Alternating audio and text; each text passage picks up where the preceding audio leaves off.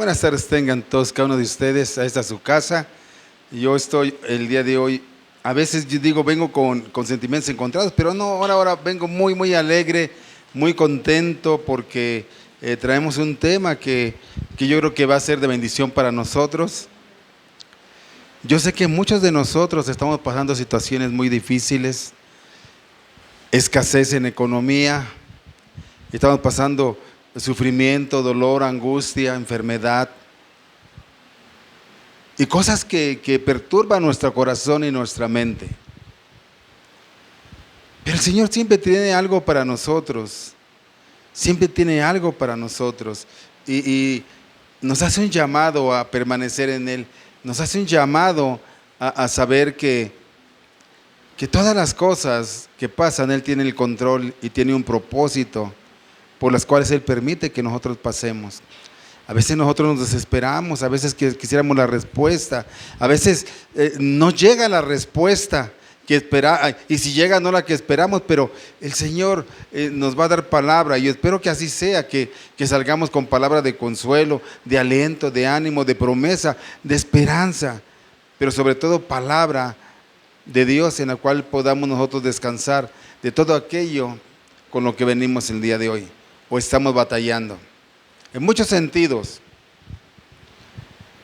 hay relaciones quebradas, hay enfermedad, hay escasez, hay aflicciones, comportamientos que nos duelen, pero Dios siempre ha tenido de verdad cuidado de nosotros. Abre la palabra de Dios, vamos a Romanos 8, capítulo 28 al 30. Nos levantamos para saber que ya no tenemos. Quien no tenga Biblia, hágaselo saber por ahí a Lupillo, para que Lupillo les preste una Biblia de las que hay adentro. Romanos 8, 28 y 30. El Señor nos trae una palabra hermosa, una palabra de esperanza, de aliento, en medio de todas esas cosas que venimos, que traemos, las diferentes causales por las que traemos, pero el Señor tiene palabra para nosotros. Romanos 8, 28 al 30, vamos a leerlo hasta el 30. ¿Eris si trae Biblia? Bueno, como no lo vi que se levantara. Los que no puedan levantarse por cuestiones físicas no hay problema, ¿sí?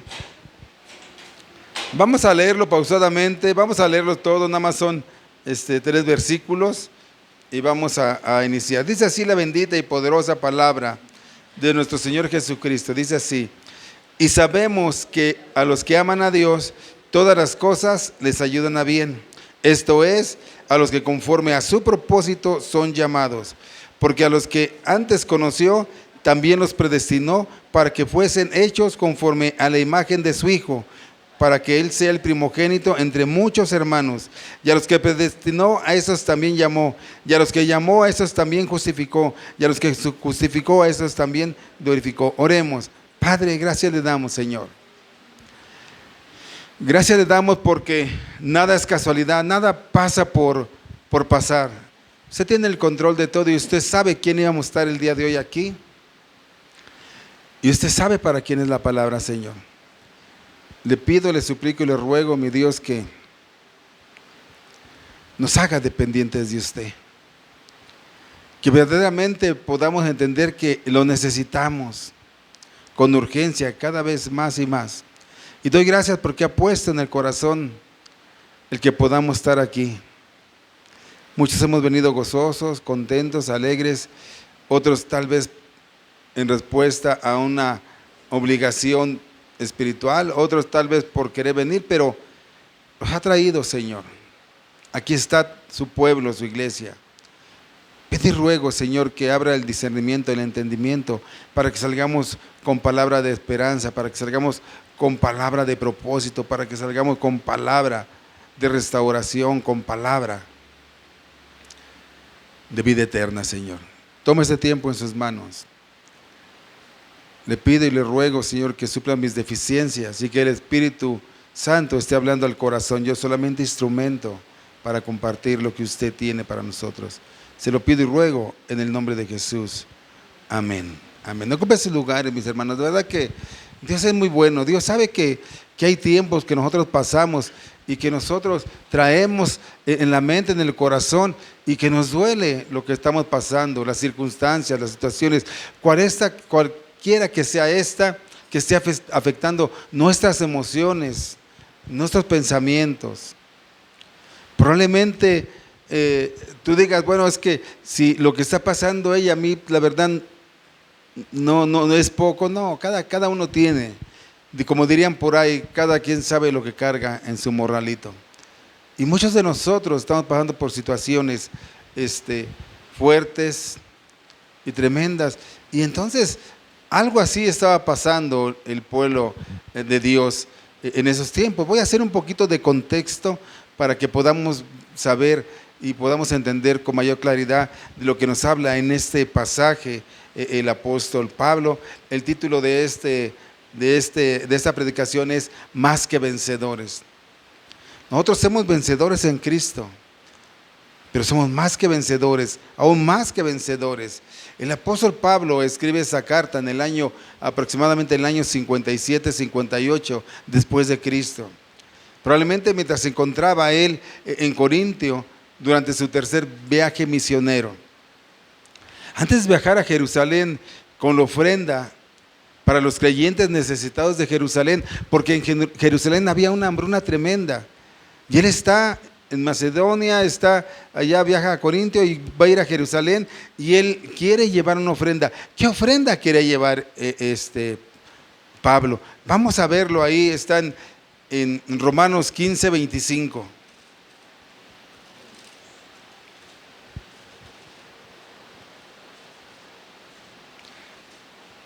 Dice así: mas ahora voy a Jerusalén para ministrar a los santos, porque Macedonia y Acaya tuvieron a bien hacer una ofrenda.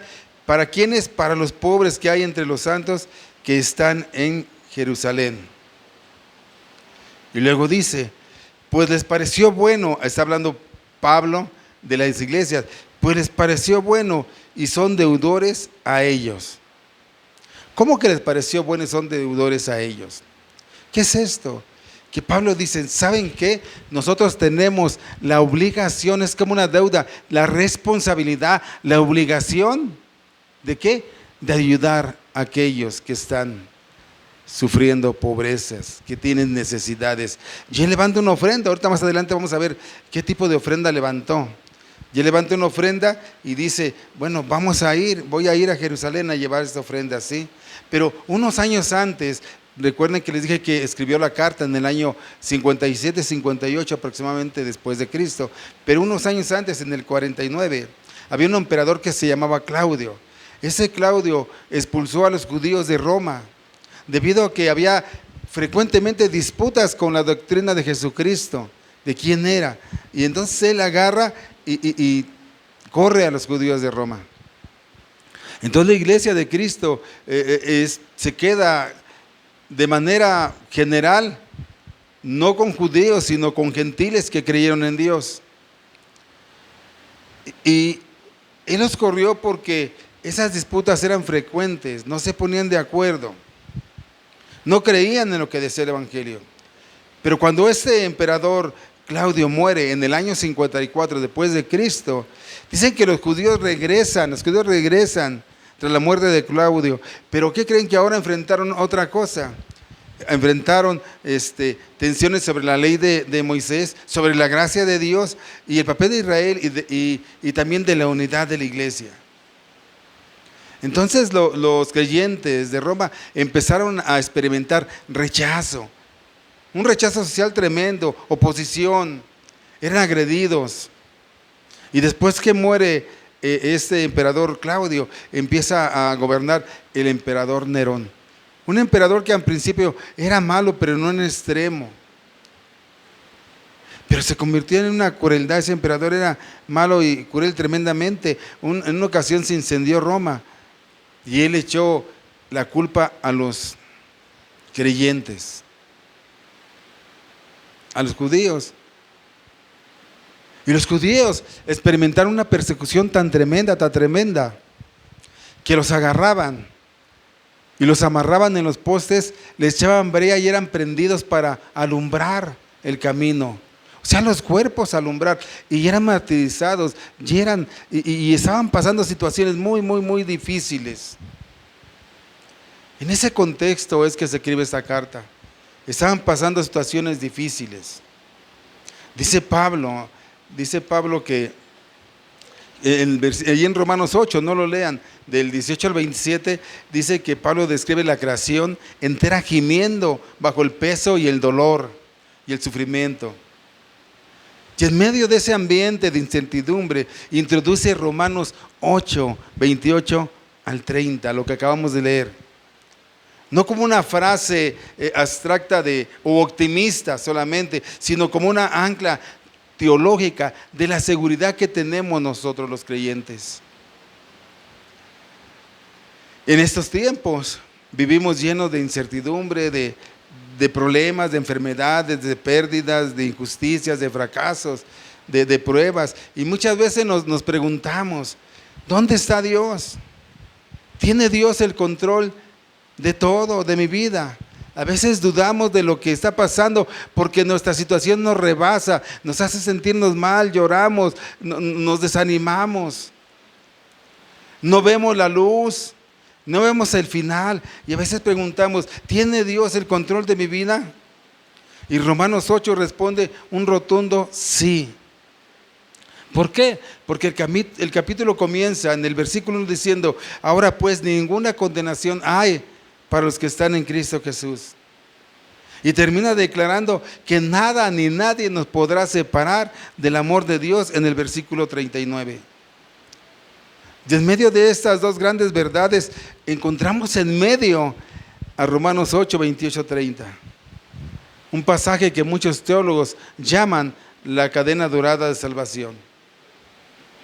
Es ahí donde Pablo les habla, les manda un mensaje. Se presenta como un plan eterno desde la eternidad pasada hasta la eternidad futura.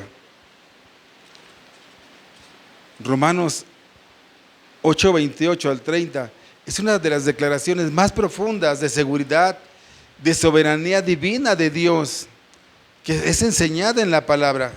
Enseña que Dios dirige todas las circunstancias de la vida de los creyentes. Quienes aman a Dios y son llamados conforme a su propósito para llevarlos con absoluta certeza desde la eternidad pasada, ahorita vamos a ver por qué lo digo, hasta la glorificación final de Cristo. Hermano, usted está aquí porque es el propósito de Dios que usted está aquí. Yo decía hace rato y lo comentaba, pregúntese por qué está aquí. Dios tiene un propósito para su vida. Dios tiene un propósito para usted en esta iglesia. ¿Cuál es su propósito? ¿Qué está haciendo? Le ha preguntado a Dios, yo estoy en la iglesia Vida Nueva Neza, pero ¿cuál es el propósito? ¿Qué quieres que yo haga ahí, Señor? ¿Qué quieres que yo ponga ahí? ¿Qué quieres que yo realice ahí? Usted está aquí no porque usted es muy bueno, no porque usted ama a Dios, porque yo creo que sí lo ama, pero cada uno de nosotros tenemos un propósito aquí, independientemente de venir a darle adoración a Dios, porque juntos somos un solo cuerpo y nos necesitamos. Un pie necesita la mano, los órganos se necesitan uno a otro por muy simple que sean, y todos nos necesitamos. Y Dios es tan bueno y perfecto en sabiduría, Él coloca pies, manos, ojos, orejas, aquí los hay. Y si usted no está haciendo su propósito, nos está dejando discapacitados de alguna forma, hermano. ¿Cuál es su propósito de estar aquí? Dios dice que fuimos llamados conforme a ¿qué? A su propósito. ¿Cuál? ¿El suyo? No, el de Dios. Pero la enseñanza central es la salvación del creyente, y esta no depende de la fuerza del hombre, sino esta depende del propósito eterno de Dios, y es algo que nos debe de traer consuelo y paz, que el propósito eterno de Dios viene de Él, quien obra en todas las cosas para la gloria de Él y para el bien de sus hijos. Pablo, cuando escribe esto, él no promete que usted va a tener una vida fácil. En cambio, afirma que Dios gobierna inclusive el sufrimiento. Y dice así en Romanos 8:28, sabemos que a los que aman a Dios, todas las cosas les ayudan a bien. Esto es, a los que conforme a su propósito son llamados. Y sabemos, Pablo no dice esperamos, Pablo no dice creemos, Pablo no dice deseamos, Pablo no dice quizá. Utiliza la certeza de la fe apostólica. Él dice y sabemos. No es un optimismo ingenuo que vamos a ver si pasa o no pasa, ni un pensamiento humano positivo, sino es una verdad revelada sobre el carácter de Dios y lo tenemos que entender. No está ahí nada más porque está, sino que es una verdad revelada de Dios. Todas las cosas nos ayudan a bien, todas. Y cuando dice todas las cosas, son todas las cosas, tanto las cosas buenas como aquellas cosas que no parecieran buenas para nosotros. Pero cada una de las cosas que le pasa a usted, que me pasa a mí, tienen un propósito, aún fuera de la iglesia. Cada cosa tiene un propósito. Yo me acuerdo, y pido una disculpa a mi esposa porque la voy a mencionar, ya lo he dicho, que cuando yo la voy a intentar levantar porque no podía pararse, estaba en silla de ruedas, la intenté parar y se quebró su brazo. Entonces yo decía, Señor, ¿por qué? La quiero ayudar, la amo, ¿por qué le rompí su brazo? ¿O por qué fue instrumento? No porque yo se lo quiera romper. ¿Por qué me utilizas a mí, que la amo, que la quiero, como instrumento para que las cosas pasaran? No entendía yo qué era esto. Para mí fue un día malo, para mí no puede ser. ¿Cómo soy yo? Si yo la amo, ¿cómo le voy a hacer daño a alguien que amo? Para mí no está bien, no está correcto. Pero para Dios, en su amor infinito y en su infinita misericordia, fue el instrumento que utilizó para que ella fuera atendida de aquello que no había sido podido atender, no se podía atender, porque llevamos meses que la atendieran y no la podían atender por el protocolo, por las cosas que pasaban. Y después de que pasó eso, ahí mismo fue atendida de todos sus males que tenía. Entonces fue cuando entendí que ese propósito, ese dolor, porque es un dolor, hermano. Yo lloraba, decía, Señor, ¿por qué? ¿Por qué? La amo y la lastimo, ¿por qué? Pero cuando veo el propósito, me postro y le digo al Señor, gracias. Gracias porque a veces nos duelen las cosas que tú haces, pero tú las haces perfectas y las haces bien. Y así es con nosotros. Estamos pasando situaciones a veces muy fuertes, a veces muy tremendas, que nos duelen, que nos hacen llorar, que nos hacen de verdad tirarnos y clamarle a Dios. Pero debemos de esperar en ese propósito nosotros. A veces las cosas no son tan buenas. Las cosas claras son como oscuras, las dulces como amargas. Hay cosas difíciles, a veces tenemos calma, a veces tormentas y muchas cosas así, pero hermanos, inclusive los triunfos y el gozo también lo tenemos, pero todas las cosas nos llevan a bien. A veces no hay economía, hay traiciones, a veces hay persecución y a veces también hasta nuestros propios errores del pasado nos llevan a estar mal, pero la gracia de Dios nos redime. Pero aquí tenemos que entender algo muy importante, ¿Para quién es esta promesa? No es para todo el mundo, no es, y ahí es donde usted debe de sentirse agraciado, bendecido, privilegiado. El privilegio es algo que no merecemos. Hasta es inmerecido, pero en la misericordia de Dios nos lo da. ¿Por qué? ¿Para quién es esta promesa? No dice para toda la humanidad, sino dice, ¿para quién?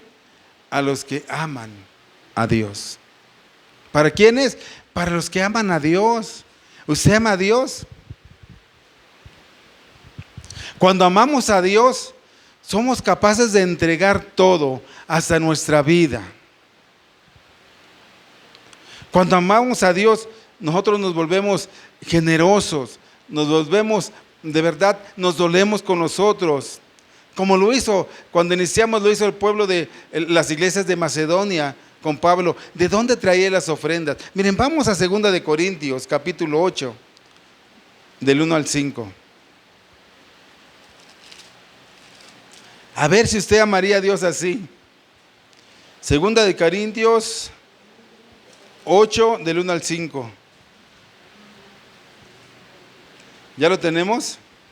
¿Cómo dice el subtítulo ahí? La ofrenda para los santos. Dice así: Pablo está recogiendo una ofrenda porque recordemos lo que les dije, el pueblo de Jerusalén estaba pasando una hambruna tremenda y una hostilidad tremenda. Y miren lo que dice: así mismo, hermanos, os hacemos saber la gracia que Dios que se ha dado a las iglesias de Macedonia, Filipos, Tesalónica, entre otras, ¿sí?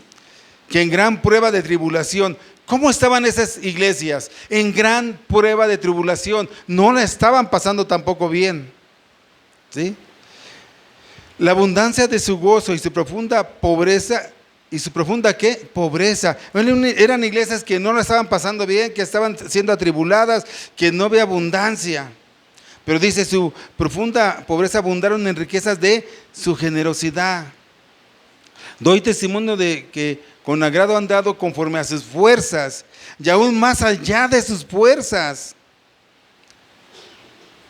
¿Cómo no tienes y estás dando? ¿Cómo no tienes y no solamente estás dando algo todavía mayor de lo que pudieras tener? Ese es amor por Dios. Ese es entregar a Dios lo que es de Él. Muchas veces decimos: tengo mi casa, tengo mi carro, tengo mi cuenta. Pero si tú supieras que todo lo que tenemos le pertenece a Dios y debe estar supuesto para Dios. Somos bendecidos por Él, pero dice ahí, pidiéndonos con muchos ruegos que les concediéramos el privilegio. Imagínate que tú estás pasando tribulación, no tienes dinero, pero hay necesidades aún más en otro lugar, y que digas: pues yo tengo necesidad, pero no importa, aún de mi necesidad yo tengo que sacar para poder ayudar, porque ese es el amor de Dios, el vernos unos a otros. Ellos están proclamando el evangelio, hay que ayudar para la extensión del evangelio, hay que ayudarlos porque están pasando cosas muy fuertes, hay que bendecirlos. Hay que bendecirlos. Imagínate que tú no tienes y que todavía dices: pastor, no tengo, pero le pido, le ruego me permita ayudarlo. No sé qué voy a hacer. Yo dije ahorita: más allá de tus fuerzas. Y luego dice que le concedemos el privilegio. Lo sentían un privilegio. ¿El qué? Participar en este servicio. ¿Para quiénes? Para los santos. Es un privilegio amar a Dios, pero es un privilegio servir a Dios. ¿Amamos a Dios? Contéstate tú. Te aseguro que la respuesta va a ser sí. Todos amamos a Dios. ¿Servimos a Dios? Aún más allá de nuestras fuerzas, aún más allá de lo que podemos tener. Y ahí sí donde nos podemos detener un poco, ¿no? Cuando así debe de ser. Mi carro, mi carrera, mi dinero. Y gracias a Dios que te bendice, esto no es nada malo. Pero todo lo que tú puedes tener, conocer y saber, todo es por gracia de Dios. Y todo es de Dios para Él y por Él. Esto debemos de grabarnos, hermanos. Y dice en el 5: y no como lo esperábamos, sino que así mismo se dieron primeramente ¿a quién? Al Señor. Y luego a nosotros por la voluntad ¿de quién? De Dios. Dios pone el querer como el hacer. Todas las cosas nos ayudan a bien. ¿A quiénes? A los que aman a Dios. ¿Usted ama a Dios? Sí, gloria a Dios. ¿Usted le sirve a Dios? Espérame, pastor, déjame pensarlo. ¿De qué manera usted le sirve a Dios? ¿De qué manera usted coopera con la obra de Dios? ¿De qué manera nos preocupamos por aquellos necesitados? Es algo que tenemos que pensar. Todas las cosas nos ayudan a bien. Este es algo causativo o con causa, perdón. Quiero decir que Dios está obrando y dispone todas estas cosas. Todas las cosas que nos pasan no son accidentes, hermano. Nada está fuera del gobierno de Dios. Que si no tengo, que si estoy enfermo, que estoy en problemas, que si no tengo economía, que si hice esto, que si lo otro, que pasó. Todo está bajo el gobierno de Dios. Y a veces dudamos de lo que Dios quiere hacer en nuestras vidas y nos preguntamos, ¿realmente Dios estará conmigo? ¿Realmente Dios me escuchará? Porque no veo que pase algo. Él es omnisciente, todopoderoso, y yo creo que Él puede arreglar mi situación. Yo creo que Él puede darme salida en todo esto, pero ¿me escuchará? Y déjame decirte, Dios nos escucha y Dios sabe lo que tenemos necesidad. Pero Dios no nos puede dar todo lo que nosotros queremos. Y te voy a poner una ilustración tal vez muy burda, pero es una ilustración para que me dé a entender un poco más. A los que somos papás, imagínate que tu hijo pequeño o adolescente te pida cosas. Te pida cosas que tú sabes que van a causar algo negativo en tu hijo o en tu hija. Algo que no está bien. Papás, ¿se los damos? ¿Se los damos? Y la respuesta es no. ¿Por qué? Porque sabemos qué puede pasar. Lo sabemos. Dale las llaves de un carro a un hijo que tenga 12 años. Sabemos qué puede pasar. A lo mejor dices, no, pues que mi hijo aprendió no a los 12, a los 10, qué bueno, pero ¿sabes qué? Sabemos lo que puede pasar. Entonces así es Dios con nosotros. Dios nos dice, no es conveniente, no la hora. Yo debo de enseñarte, yo debo de tratar contigo. ¿Para qué? Para hacer mi propósito, no el tuyo, mi propósito en esta vida. O sea, Él sí nos oye. Él sí nos oye, pero Él dentro de su misericordia, dentro de su amor, dentro de su propósito, Él hace las cosas para el bien de nosotros, aunque a veces nosotros no lo entendemos y no lo entendemos, pero la Biblia nos lleva a ese entendimiento de cómo Él, a pesar de que pasamos cosas tan adversas, siempre bendice. Y yo me acuerdo, una vez leí la historia de José, el hijo de Jacob. Si usted mira, ve su vida, su historia, fue una vida llena de vicisitudes, desilusiones, sufrimientos. Fue cuando sus hermanos lo venden, lo encarcelan, lo hacen esclavo.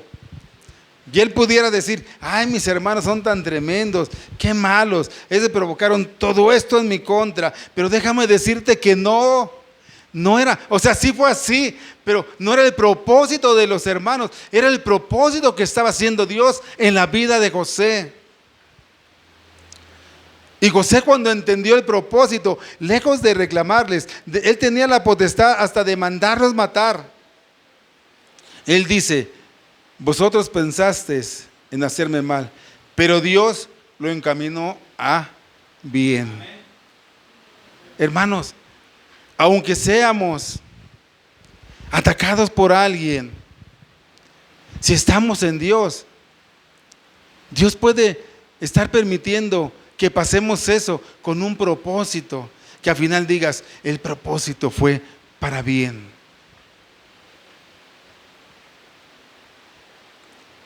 Quien conoce la historia, ahí nació ahí nació el pueblo de Israel, de los 12 hijos de Jacob.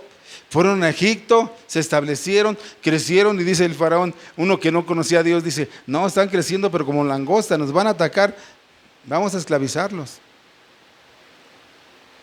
Pero el propósito de Dios va más allá de nosotros, más allá de lo que podemos observar. Por ejemplo, Job en el capítulo 13, versículo 15, Job 13, 15, pudo decir, aunque Él me matare, en Él esperaré. Fíjate lo que dice Job. Job era un hombre temeroso de Dios y él dice, aunque el Señor me matare, aunque su propósito me terminara, en Él esperaré. Y esa es la clase de fe que nos hace falta en estos días. Esa es la clase de fe. Sabemos que Él realiza todas las cosas para nuestro bien, porque Él es quien las motiva. Imagínate, hermano, que nosotros digamos, aunque Él me matare, en Él esperaré. ¿Tendremos esa fe nosotros? Si con tantito andamos sufriendo, llorando, revolcándonos, tirándonos, de verdad que sí. O sea, yo no digo que no lo hagamos porque tenemos emociones, tenemos sentimientos, pero tenemos que confiar en su promesa, que es que para nosotros, los que hemos sido, los que amamos a Dios, todas las cosas nos ayudan a bien. Todas las cosas. Todas las cosas. También el profeta Jeremías, capítulo 20, versículo 18. Wow, a mí me sorprendió, de hecho compartí ahorita un poquitito de él.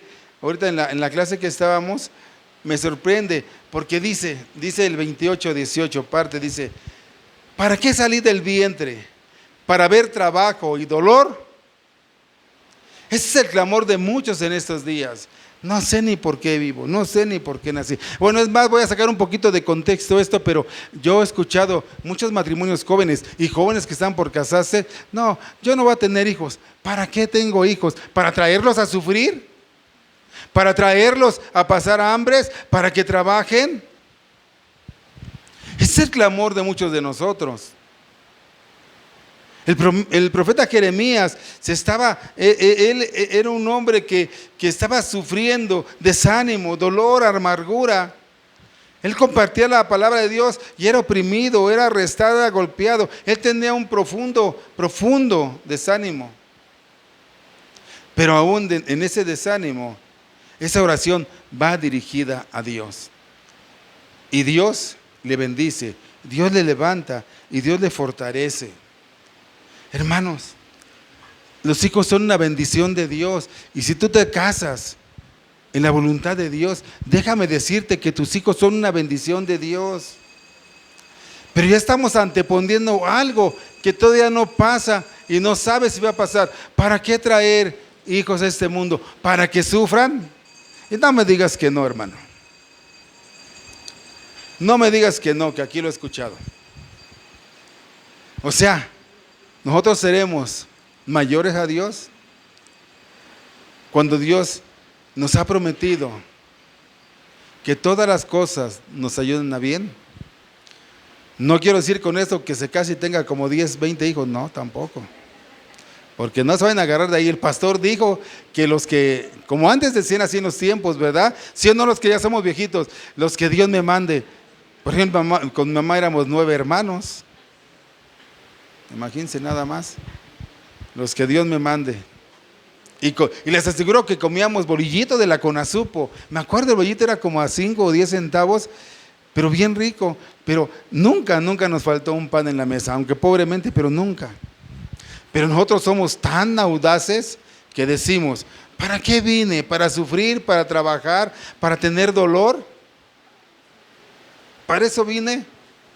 Entonces no estás encontrando, no te has agarrado, no estás fortalecido, no estás arraigado en Cristo para saber que a pesar de todo lo que te pueda pasar, de todo lo que te pueda hacer sufrir, a final de cuentas tenemos algo que Él promete, y es una promesa hermosa: eternidad con Cristo. La mayor seguridad del cristiano no es que entiende todo lo que sucede, porque no lo entendemos, sino que sabe quién gobierna todo lo que sucede. Lo repito, la mayor seguridad del cristiano no es que entienda todo lo que sucede, sino que sabe quién gobierna todo lo que sucede. Y es Dios, es Cristo. Dios toma ese sufrimiento, Dios toma esa circunstancia. ¿Para qué? Para cumplir su propósito de redentor en los creyentes. No significa que todas las cosas sean buenas, sino que Dios utiliza inclusive el dolor, las pruebas y las persecuciones para cumplir su propósito eterno. Estamos dentro de un propósito eterno. La vida es temporal, pero el propósito es eterno. Dice en Romanos 8:29, porque a los que antes conoció, también los predestinó para que fuesen hechos conforme a la imagen de su Hijo, para que Él sea el primogénito entre muchos hermanos. ¿Cuál es la meta final de Dios en tu vida? No es hacerte famoso, ni rico, ni eximirte de dolor.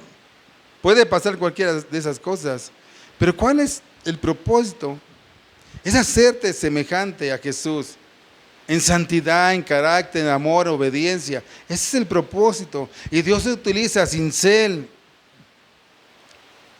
Dios utiliza el cincel de la prueba, el cincel para esculpir en nosotros la imagen de su Hijo. Y a veces esos cincelazos duelen mucho. A lo mejor nos da a nosotros con un martillito, a otros les da con un mazo y duelen, hermano. Nos hacen llorar. Pero si viene de Dios, gócese. Gócese sabiendo que Dios está haciendo el propósito para que Él sea el primogénito entre muchos hermanos, dice.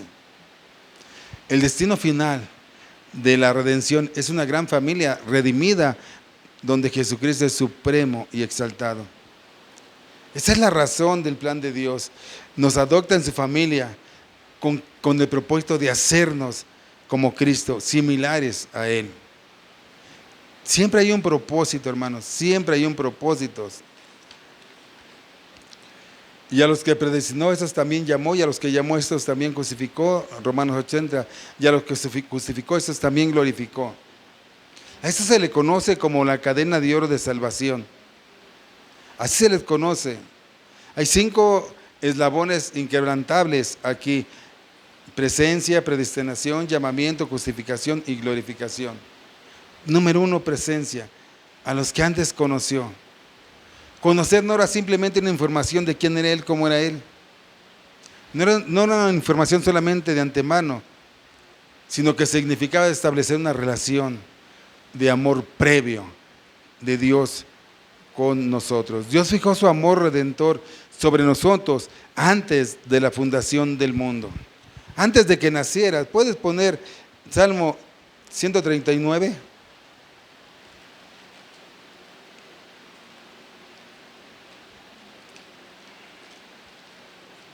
A ver qué nos dice ahí el salmista David. Salmo 139.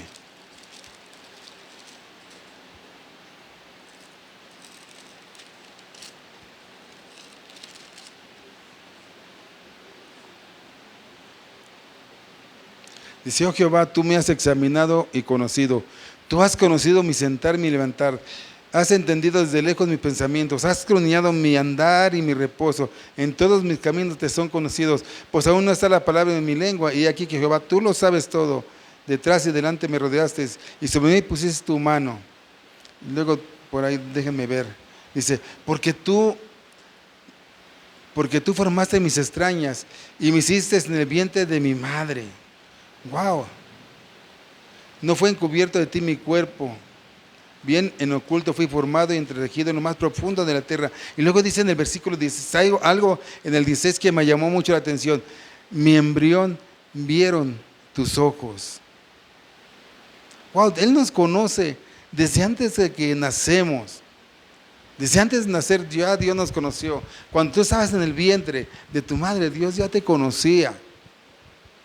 Dios ya sabía que iba a tener un propósito para ti. Y qué bueno, es una bendición poder estar aquí para escuchar que si tú estás aquí es porque Dios tiene un propósito para tu vida, pero siempre son propósitos de bien, de bendición, aún las circunstancias que estemos pasando. Él nos hizo un llamamiento eficaz. Dice la palabra de Dios, si puedes poner Efesios 2 del 1 al 5, dice que la obra del Espíritu Santo, que mediante la predicación del Evangelio atrae eficazmente al pecador muerto en delitos.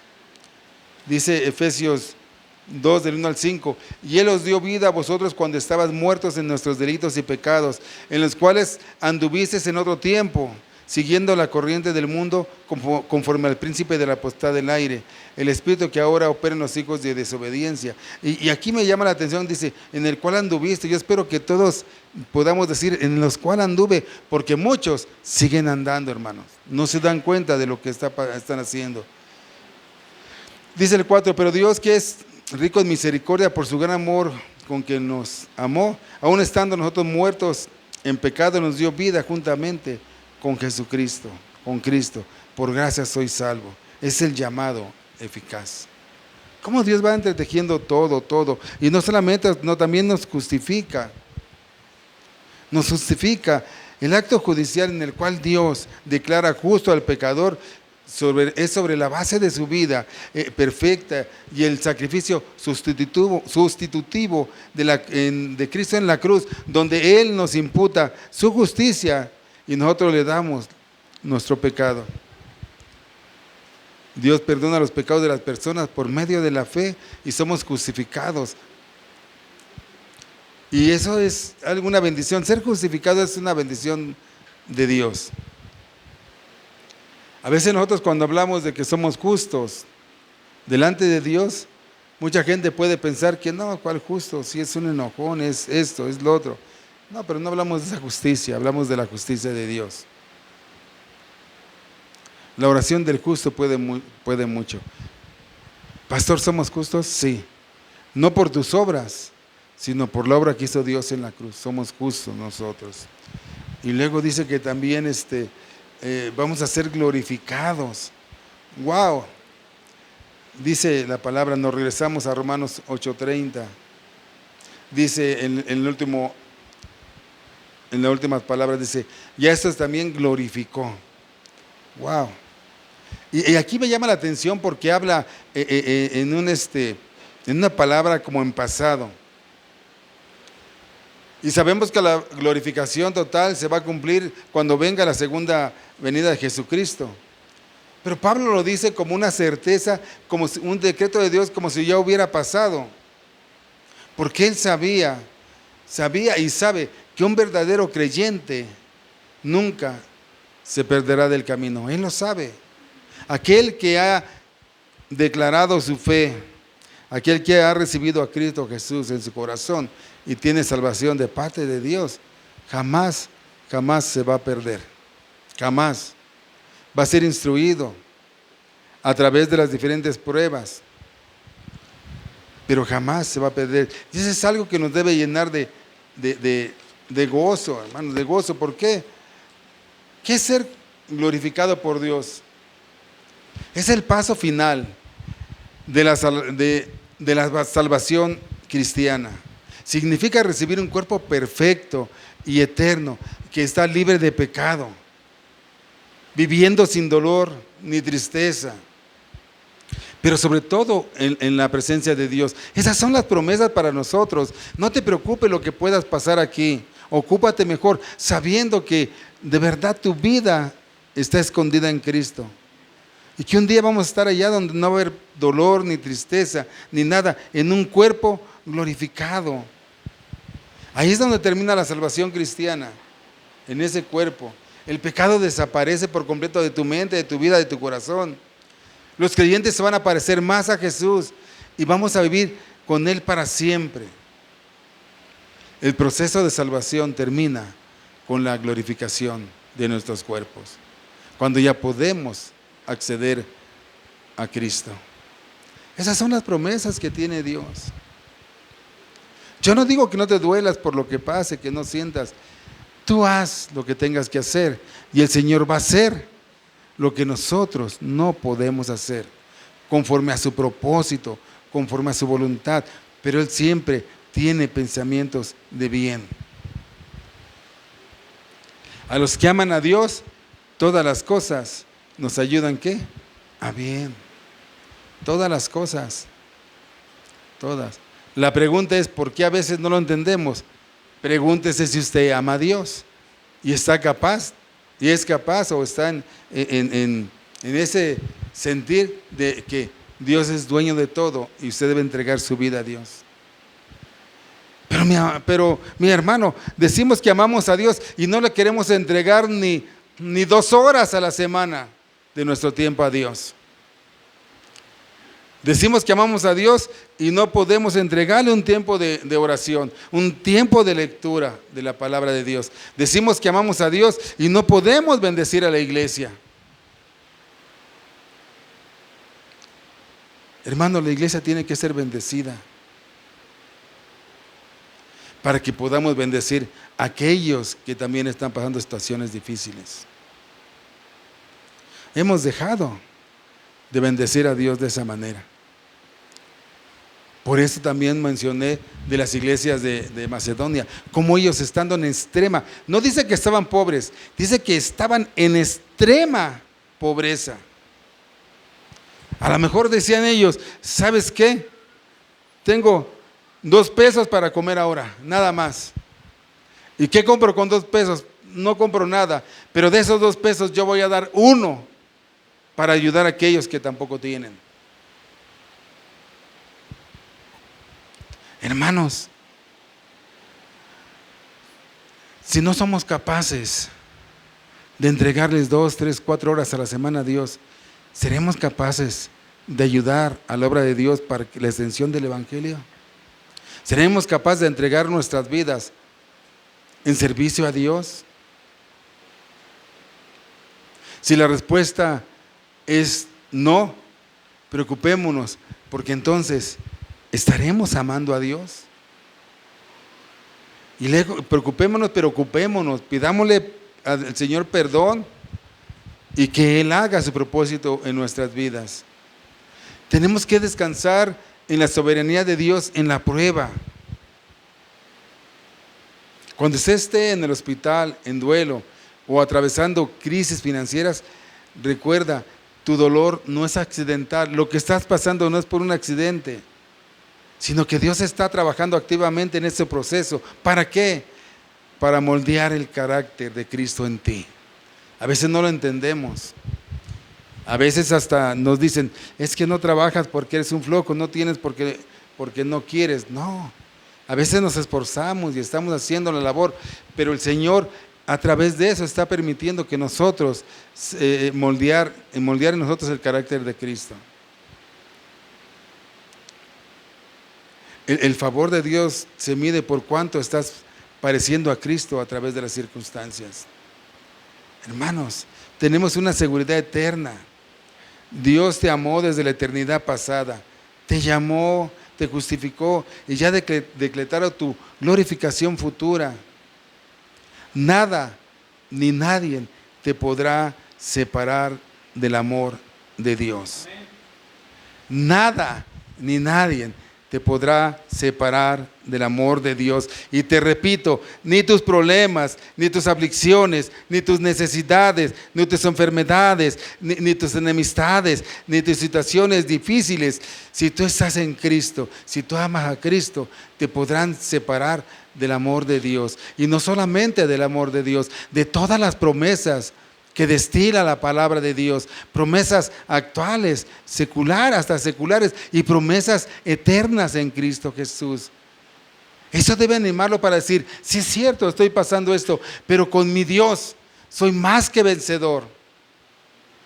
Con mi Dios voy adelante, con mi Dios estoy preparado para la batalla. Y no importa, como decía Pablo, no importa que mi vida peligre. Es más, entrego mi vida si es necesario por Dios. Job decía, si Él me quiere llevar, que me lleve. Hermanos, son palabras que nos deben de llenar de gozo. El saber que Dios tiene cuidado de nosotros. El saber que Dios tiene promesas de bendición para nosotros. ¿Pero para quiénes son? Para los que aman a Dios. Para los que aman a Dios. Si usted es creyente, entregue su ansiedad al Señor. Confíe en ese gran arquitecto de su vida. Él está haciendo las cosas conforme a su propósito. Y si usted no es creyente, bueno, no endurezca su corazón, arrepiéntase y vuelva a Dios. Es el único que lo puede justificar. Con este término, históricamente Romanos 8, 28 al 30 fue escrito para fortalecer a una iglesia que estaba pasando y enfrentando dificultades internas y externas, como muchos de nosotros. Pablo dirige la mirada de los creyentes más allá de las circunstancias presentes, las dirige hacia el propósito eterno de Dios. El mensaje central es que nada, ni el sufrimiento, ni la oposición, ni las pruebas pueden impedir que Dios complete la obra de salvación que comenzó en aquellos que le pertenecen a Dios. Si Dios está a favor de su pueblo, nada ni nadie nos podrá separar del amor de Dios. Si usted ama a Dios, nada lo va a poder separar, ni las pruebas, ni las aflicciones, ni las circunstancias, ni la enfermedad, ni la pobreza, nada, nada lo podrá separar del amor de Dios. Somos privilegiados, somos un pueblo que tenemos promesas eternas en Cristo. Y lo que pasamos es temporal, pasajero, pero lo que hay para al frente, lo que hay más adelante, es por toda la eternidad. ¿Dónde quiere usted estar?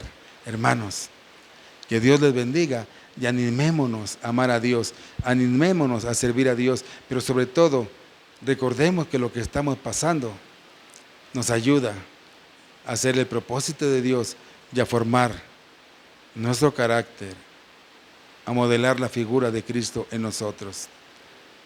Hermano, ama a Dios, sirve a Dios, y todas las promesas que puedes encontrar aquí son para su pueblo, son para ti, son para mí. Que Dios les bendiga, mis hermanos.